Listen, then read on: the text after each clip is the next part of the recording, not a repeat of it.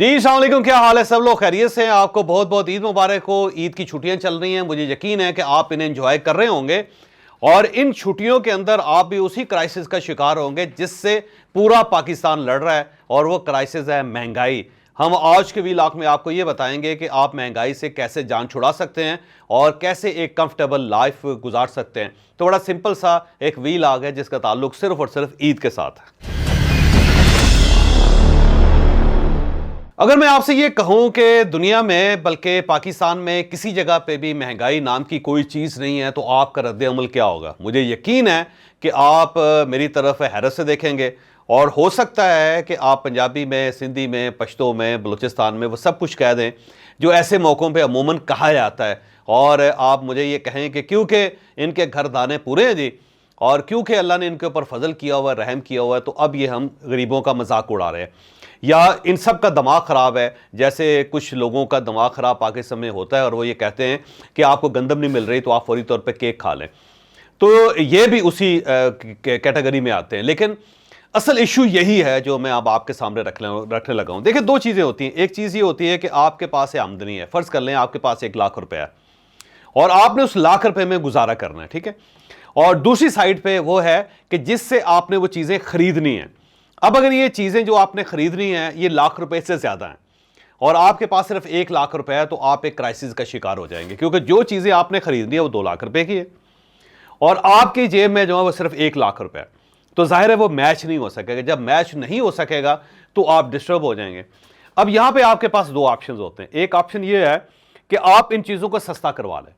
आप पूरा जोर लगाएं कि जो चीज़ें 2 लाख रुपए में बिक रही हैं वो 80,000 रुपये पे या 40,000 रुपये पे या 50,000 रुपये पे या कम से कम 1 लाख रुपये पे आ जाए। अगर आपके पास लाख रुपए है, चीज़ें 1 लाख रुपए की हैं, तो आपका मामला हल हो गया। अब आपका मसला हल हो गया। अब आपको कोई तकलीफ नहीं है, कोई परेशानी नहीं है। और अगर ये चीज़ें लाख रुपये से भी सस्ती हो गई हैं, अगर ये 80,000 रुपये की हो गई हैं, तो 20,000 रुपये आपके पास सरप्लस हो गए और ये 20,000 रुपये के होंगे, आपकी बचत होगी। आप इसे कहीं ना कहीं इन्वेस्ट कर देंगे और उससे आप खुश हो जाएंगे, या फिर आप इसे बैंक में रख देंगे और वो पैसे थोड़े थोड़े इकट्ठे होते हुए 2, 4, 5 लाख रुपए हो जाएंगे, जो साल के बाद आपके काम आ जाएंगे। आप अपने बच्चे की फीस दे देंगे, किसी की शादी कर देंगे, या मोटरसाइकिल खरीद लेंगे, या अपने मोटरसाइकिल को पुराने को बेच के नया मोटरसाइकिल ले लेंगे, या कोई पुरानी गाड़ी बेच के उसमें नए पैसे डाल के कोई नई गाड़ी ले लेंगे। ऐसे ही होगा ना जी। लेकिन अब क्योंकि ये चीज़ जो चीज़ें हैं वो महंगी होती जा रही हैं, उनके अंदर इजाफा होता जा रहा है, और आपकी आमदनी जो वो स्टिल है, वो एक जगह पर रुकी हुई है, वो ना बढ़ रही है ना कम हो रही है, तो फिर आप क्राइसिस का शिकार हो जाएंगे। तो अब आपके पास 2 ऑप्शन जो मैंने आपको बताया कि या तो आप इन चीज़ों को सस्ता कर लें, जो ज़ाहिर है मुमकिन नहीं है, क्योंकि दुनिया में आज तक जब कोई चीज़ महंगी हुई है तो सस्ती नहीं हो सके। आप देख लें, जो चीनी 55 रुपए पे होती थी और उसके बाद इसने 100 रुपए को क्रॉस किया, ये 150 रुपए की हुई, तो आज आप देख लें ये नीचे नहीं आए, ये वहीं पे, बल्कि उसमें मसलसल इजाफा हो रहा है। और इसी तरह आप सब्जी देख लें, इसी तरह आप चावल देख लें, इसी तरह आप आटा देख लें, इसी तरह आप दालें देख लें, इसी तरह आप कुकिंग ऑयल देख लें, कि जो चीज़ भी महंगी हुई है वो सस्ती नहीं हुई। आप बिजली को देख लें, बिजली 17 रुपये 18 रुपये यूनिट होती थी, अब ये 50 रुपये तक पहुंच चुकी है और मसलसल इसके अंदर इजाफा हो रहा है। कभी इसके अंदर कमी आपने नोट नहीं की होगी। और गैस जो है उसकी कीमत में भी मुसलसल इजाफा होता चला जा रहा है। कोई एक दिन भी, कोई एक महीना भी, कोई एक दौर भी ऐसा नहीं था जिसमें गैस की कीमतें कम हुई हों। इसी तरह पेट्रोल देख लें आप, पेट्रोल की कीमत भी मुसलसल बढ़ रही है, किसी जगह पे कम नहीं। और अगर ये कम हो भी जाए, अगर ये 50% भी हो जाए, तब भी अब आपको कोई फायदा नहीं है, क्योंकि ये आपकी रेंज से बहुत बाहर चली गई है। तो अब आप कोई चीज़ भी देख लें, उसकी कीमत में कोई कमी नहीं आए। तो लिहाजा ये उम्मीद रखना कि ये चीज़ें सस्ती हो जाएंगी, गवर्नमेंट इस महंगाई को कंट्रोल कर लेगी, ये मुमकिन नहीं है, क्योंकि ये सारा ग्लोबल फिनोमेना है। जब पेट्रोल सऊदी अरब में महंगा होगा तो आपको सस्ता कैसे मिल सकता है? जब गैस कतर के अंदर महंगी होगी तो आपको सस्ती ये कैसे मिल सकती है? जब खाद महंगी हो जाएगी, क्योंकि केमिकल महंगे हो रहे हैं, तो फिर सब्जियां और अनाज कैसे सस्ता हो सकता है? और जब पेट्रोल महंगा होगा तो ज़ाहिर जो ट्रांसपोर्टेशन है उसके अखराजात ज़्यादा हो जाएंगे, फिर आपको सस्ती गंदम, सस्ते चावल, सस्ती सब्जियां कैसे मिल सकती हैं? तो ये मुमकिन नहीं है। जो चीज़ मुमकिन नहीं है उसको आपको तस्लीम करना होगा कि मुमकिन नहीं। अब आपके पास एक दूसरा ऑप्शन है। दूसरा ऑप्शन ये है कि आप 1 लाख रुपए की आमदनी को 2 लाख रुपए में कन्वर्ट कर लें। यानी आपकी जो चीज़ें हैं वो लाख रुपए की है, आपकी आमदनी जो है वो 1 लाख रुपए, उसको आपने डबल कर लिया। जब ये डबल हो गई तो ये महंगाई कम हो जाएगी। फिर आपको ये महंगाई महंगाई नहीं महसूस होगी, क्योंकि आपकी आमदनी जो है वो बढ़ गई। दुनिया में याद रखें कि चीज़ें महंगी या सस्ती नहीं होती, आपकी आमदनी कम या ज़्यादा होती है। और अगर आपकी आमदनी ज़्यादा है तो महंगी से महंगी चीज़ भी आपको सस्ती लगेगी। मसलन फ़र्ज़ कर लें कि आपके पास साइकिल नहीं है और आप साइकिल ख़रीदना चाहते हैं, लेकिन आपके पास पैसे नहीं। अब अगर वो साइकिल सस्ती भी हो जाए तब भी वो आपके लिए महंगी है, क्योंकि आपके पास पैसे नहीं है। लेकिन अगर आपके पास पैसे हैं और जेट जहाज़ आप खरीदना चाह रहे हैं, तो वो अगर महंगा भी होगा तो आप उसे खरीद लेंगे। अब एक साइड पे जेट है, दूसरी साइड पे साइकिल है। साइकिल आप खरीद नहीं सकते, जेट आप खरीद लेते हैं। क्यों? उसकी वजह यह है कि आपके पास पैसे हैं। अगर पैसे होंगे तो जहाज अगर महंगा भी होगा तो आप उसको खरीद लेंगे। लेकिन अगर आप पैसे आपके पास नहीं है तो साइकिल कितनी सस्ती क्यों ना हो, आप उसे नहीं खरीद सकें। सेम इसी तरह अगर आपके पास पैसे नहीं तो चीनी अगर आधी कीमत में भी बिकेगी तो आप उसे खरीद नहीं सकें। या अगर गैस जो है वो कम हो जाती है, वो सस्ती हो जाती है, फिर भी आप उसकी रेंज से बाहर होंगे। और अगर फ़र्ज़ कर लें कि बिजली का बिल है वो अगर आधा हो जाता है और अगर आपके पास पैसे नहीं है तो आप वो आधा बिल भी नहीं दे सकें। तो इशू सिर्फ आमदनी है, महंगाई या खर्च अखराजात नहीं है।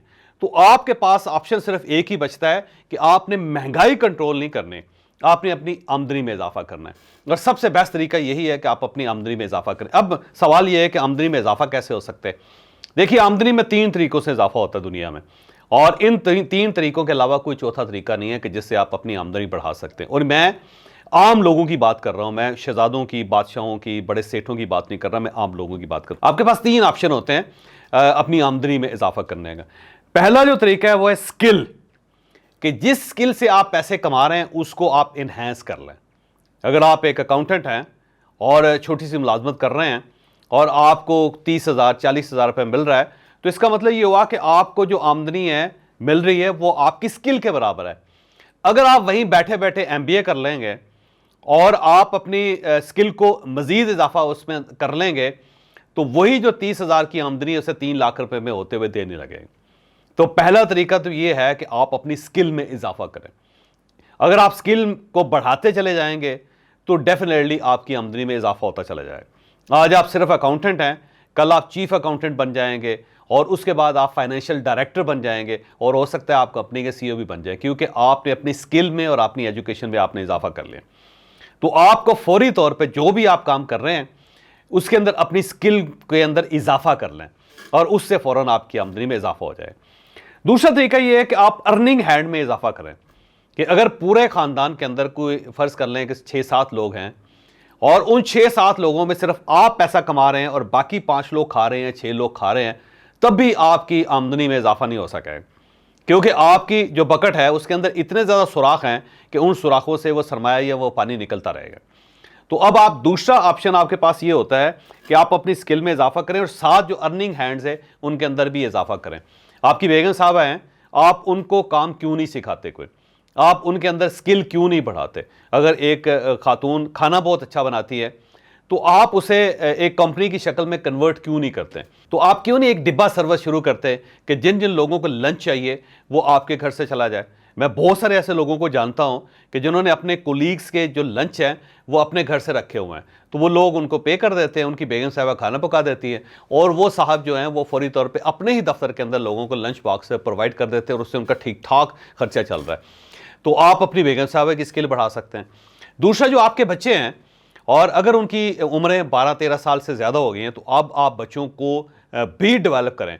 उन्हें भी ये बताएं कि कम से कम उन्होंने अपने अखराजात खुद उठाने, अपनी एजुकेशन के अखराजात खुद उठाने। और ये याद रखें कि बेस्ट फार्मूला है, बेस्ट तोहफा है जो आप अपने बच्चों को दे सकते हैं। उसकी वजह है जब आप बच्चों को शुरू में ही अर्निंग हैंड बना देंगे तो पूरी ज़िंदगी कमाते रहेंगे, फिर कोई इशू नहीं होगा। लेकिन अगर आप ये इंतज़ार करेंगे कि बच्चा 25 साल का होगा और फिर उसके बाद ये पैसे कमाएगा, तो ये मुमकिन नहीं होगा, क्योंकि 25 साल उस बच्चे ने कोई पैसा नहीं कमाया, उसे पता ही नहीं कि कैसे कमाते हैं, कैसे बजट बनाते हैं, कैसे मामलात को बेहतर करते हैं। तो बेस्ट फार्मूला ये है कि अपने 12 साल के ऊपर जितने बच्चे हैं उन सबको ये कहें कि बेटा जी आपको कुछ ना कुछ काम करना पड़ेगा। तो बेहतरीन काम बच्चों के लिए कोई ट्यूशन पढ़ाना शुरू कर दें। अपने से जो निचले ग्रेड के बच्चे हैं उन सबको पढ़ाना शुरू कर दें, तो उससे थोड़ी थोड़ी आमदनी उनको होना शुरू हो जाएगी और वही बच्चे जो उस वक्त सिर्फ आपसे वसूल कर रहे हैं वो अर्निंग हैंड में कन्वर्ट हो जाएंगे। तो आप अपने बच्चों को तैयार करें कि वो शुरू से ही कुछ ना कुछ कमाना शुरू करें। और अगर वो ट्यूशन नहीं पढ़ा सकते, पढ़ने में बच्चे अच्छे नहीं हैं, तो एजुकेशन के साथ साथ उन्हें किसी छोटे काम पे लगाएं जो 2 4 5 घंटे वो अपने उसके ऊपर खर्च करें और उससे कुछ ना कुछ कमाएं। इसमें कोई हरज नहीं है, इसमें कोई मसला नहीं है, यकीन करें। और बिला वजह आपने अपनी अना का मसला बनाया होता है कि मेरे बच्चे हैं वो क्यों काम करेंगे। भाई बच्चों ने बड़े होकर भी तो काम करना है, तो इस वक्त काम क्यों नहीं कर रहे हैं। दुनिया में जितने भी बिलियनर हैं इनमें से एक भी शख्स ऐसा नहीं है जिसने बचपन में काम ना स्टार्ट किया हो। ये सब वो लोग हैं जो बचपन में काम करते रहते हैं। तो आपने दूसरा काम ये करना है कि अपने बच्चों को या अपनी फैमिली को अर्निंग हैंड में कन्वर्ट करें। अगर ये 6 लोगों की फैमिली है तो उसमें कम से कम 4 लोगों को पैसे कमाने चाहिए। अगर वो 4 लोग आपका बोझ हल्का करेंगे तो उससे आपकी आमदनी में इजाफा हो जाएगा, जिससे आपकी फैमिली बड़ी अच्छी तरीके से गुजारा कर सकेगी। और तीसरा और जो आखिरी ऑप्शन है वो ये है कि अपनी इन्वेस्टमेंट्स बढ़ाएं। इन्वेस्टमेंट बढ़ाने का बेहतरीन तरीका ये है कि सबसे पहले जो आपके पास पैसे आते हैं उनमें से आप इन्वेस्टमेंट के लिए पैसे अलग करें, बचत जो है वो पहले करें। हमेशा लोग ये करते हैं कि अखराजात करने के बाद जो पैसे बचते हैं उनको वो बचत समझते हैं, जबकि ये एक रॉन्ग परसेप्शन है। सबसे बेहतरीन तरीका जापानीज़ फार्मूला है, और जापानीज़ फार्मूला ये है कि लोगों ने पहले से फैसला किया होता है कि हमने इतने पैसे अपनी बचत में डालने हैं, और उसके लिए वो सबसे पहले जो ही उनके पास पैसे आते हैं तो बचत वाले पैसे वो अलग करते हैं और उसके बाद फिर अखराजात करते हैं। तो बेहतरीन तरीका ये है कि आप अपनी बचत में इजाफा करें, और उसमें अगर आपने 10% रखा हुआ है कि अपनी इनकम में से 10% आपने निकालना है, तो सबसे पहले वो 10% निकालें और उसके बाद जो 90% है उसको आप अखराजात में कन्वर्ट करें। और वो जो 10% है वो जब एक साइजेबल अमाउंट हो जाए तो उसे किसी ना किसी जगह इन्वेस्ट करें। अगर आप छोटे प्लॉट्स खरीद सकते हैं 1 मरले के 2 मरले के तो बहुत अच्छी बात है, और अगर आप ये नहीं कर सकते तो स्टॉक एक्सचेंज जो है उसको लर्न करें, उसके अंदर बड़ा पोटेंशियल है। अगर आप उसे लर्न कर जाते हैं तो उससे आपको बड़े फायदे होंगे। बहुत सारे ऐसे स्टॉक्स हैं जो बड़े सस्ते होते हैं, मसलन 1 रुपए का स्टॉक है, ये 2 रुपए का स्टॉक है, ये 4 रुपए का स्टॉक है। तो 4 रुपए के स्टॉक का मतलब ये है कि अगर आपके पास 4 लाख रुपए है तो आप उससे 4 लाख स्टॉक खरीद सकते हैं, 4 लाख शेयर खरीद सकते हैं आप, और उनको आप पढ़ा रहने दें। और वो जो होंगे 1-2 साल के अंदर वो कम से कम आपको दुगने पैसे दे जाएंगे।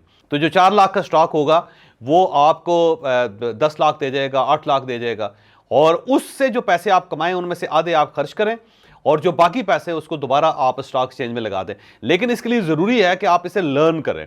अगर आप इसे लर्न करेंगे तो उससे आपको बड़ा फ़ायदा होगा। सेम इसी तरह आप किसी न किसी दोस्त के पास अपने पैसे उसके कारोबार में लगा सकते हैं।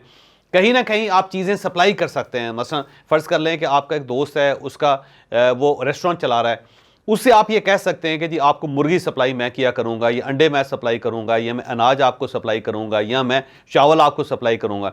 उसका फ़ायदा ये है कि आप अपने पैसों से वो ख़रीद के उसको देते रहें और उससे आपके पैसे जो हैं वो इंक्रीज़ होते जाएंगे, और ये काम कुछ ज़्यादा मुश्किल काम नहीं है। तो अपनी इन्वेस्टमेंट्स बढ़ाएं। ये 3 चीज़ें ऐसी हैं कि जिससे आपकी आमदनी में इजाफा हो सकता है, यानी कि स्किल में इजाफा करें। स्किल में इजाफा करेंगे तो आपकी आमदनी बढ़ जाएगी। अर्निंग हैंड्स में इजाफा करें। अपनी फैमिली के जितने लोग हैं उन सबको किसी न किसी काम पे लगाएं और उन्हें कहें कि पैसे उन्होंने कमाने हैं, क्योंकि इसके अलावा हमारे पास ऑप्शन नहीं है। और थर्ड ये है कि अपनी जो इन्वेस्टमेंट्स हैं उनमें इजाफा करें, अपनी बचत में इजाफा करें। ये तीनों चीज़ें जब इकट्ठी होंगी तो आपका ये वाला हाथ जो है जिसके अंदर हमेशा समझते हैं कि कमी है, ये बड़ा हो जाएगा, या इसके अंदर जो एसेट्स हैं वो बढ़ जाएंगे, और फिर इस साइड पे जो महंगाई है वो आपको छोटी लगनी शुरू हो जाएगी।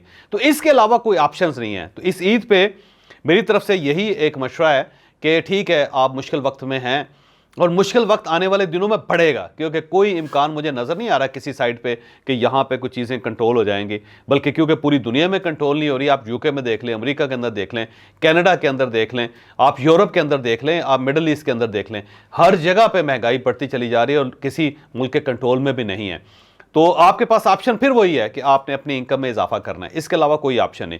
तो इस ईद पे ये फैसला कर लें कि जो अगली ईद होगी उसमें आपकी स्किल में इजाफा हुआ होगा और उससे आपकी इनकम में इजाफा होगा, और जो आपके अर्निंग हैंड्स हैं उनके अंदर इजाफा हो चुका होगा, और साथ साथ जो आपकी इन्वेस्टमेंट्स है वो बढ़नी चाहिए, आपकी बचत बढ़नी चाहिए, और वो बचत जो है वो आपको पे करनी चाहिए। यानी कि अगर फ़र्ज़ करें आपके पास 1 लाख रुपए है तो उसे चाहिए उस लाख रुपए को कि हर महीने कुछ 6, 7, 10 हज़ार रुपये वो आपको दे, और उसे आपको कमा के देना चाहिए, तो उससे फिर आपकी ये जो अर्निंग हैंड है इसके अंदर इजाफा हो जाएगा, आमदनी बढ़ जाएगी। जब आमदनी बढ़ जाएगी तो फिर आपको ये अखराजात और यह महंगाई जो है वो इतनी ज़्यादा डिस्टर्ब नहीं करेगी, वो फिर आपको छोटी लगेगी। लेकिन अगर आप ये नहीं करते तो सिर्फ आप उम्मीदों पर बैठे हुए हैं कि कभी ना कभी चीज़ें सस्ती हो जाएंगी, या आपने गवर्नमेंट से उम्मीद लगाई है कि वो कोई ऐसी जादू की छड़ी फेंकेगी कि उसके साथ ये चीज़ें सस्ती हो जाएंगी और उसके बाद आप मौजें करेंगे, आपकी ज़िंदगी अच्छी गुजरेगी, तो ये आपकी गलतफहमी है। ऐसा नहीं हो सकता।